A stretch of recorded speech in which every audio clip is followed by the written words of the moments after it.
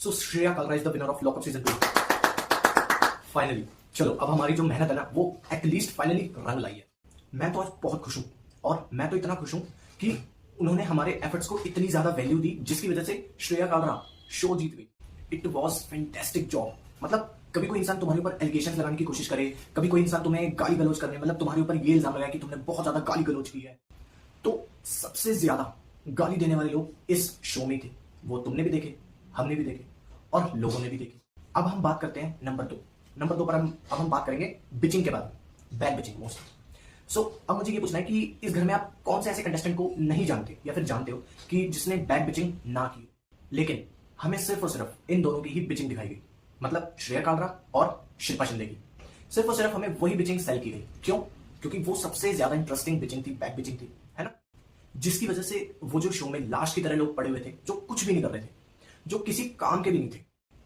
तुमने यहां पर बताया कि यहां पर लोग कुछ भी नहीं कर रहे थे, लेकिन फिर भी तुमने और शिल्पा जी ने मिलकर उन लोगों से कैसे कंटेंट निकलवाया। आप तो फिर इसका मतलब बहुत ही ज्यादा जबरदस्त लोग हो। मतलब आपने तो मुर्दे लोगों में से भी कंटेंट निकलवाया, ठीक है, अपने लिए कंटेंट निकलवाया मुर्दे लोगों में से, और शो को इतना ज्यादा इंटरेस्टिंग बना दिया, इतना ज्यादा फन वे में बना दिया शो को।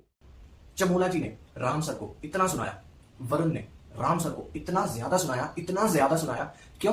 क्योंकि मेकर्स ने इन्हें बाहर आने के बाद कि तुम्हारा मामा काट दिया, तुम्हारा मामा बना दिया, तुम्हें पागल बना दिया। लेकिन अगर आप किसी भी तरीके से शो में अगर बाई चांस दिख भी गए हो, किसी भी तरीके से देखते हो, from the since day one अगर हम देखें तो डे वन से तो सत्संग ही चल रहा है ना शो में। आधे दिन चला करता था सुनीता जी का सत्संग, और आधे दिन चला करता था राम जी का सत्संग।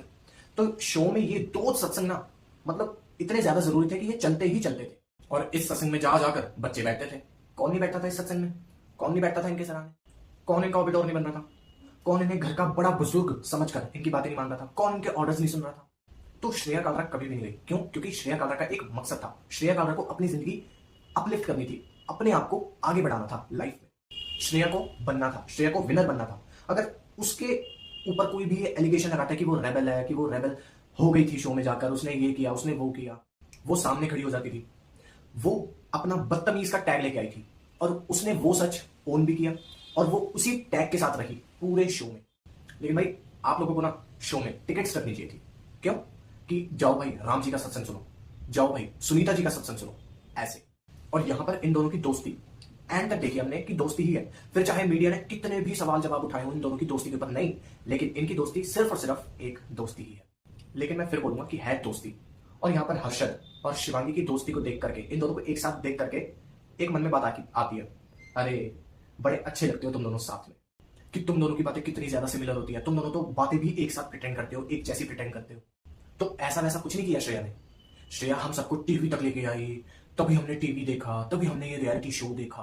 पर हम सब बुरे सही, लेकिन हम कुछ चीजें श्रेया जैसी कर रहे हैं, हम कुछ चीजों में श्रेया को पसंद कर रहे हैं।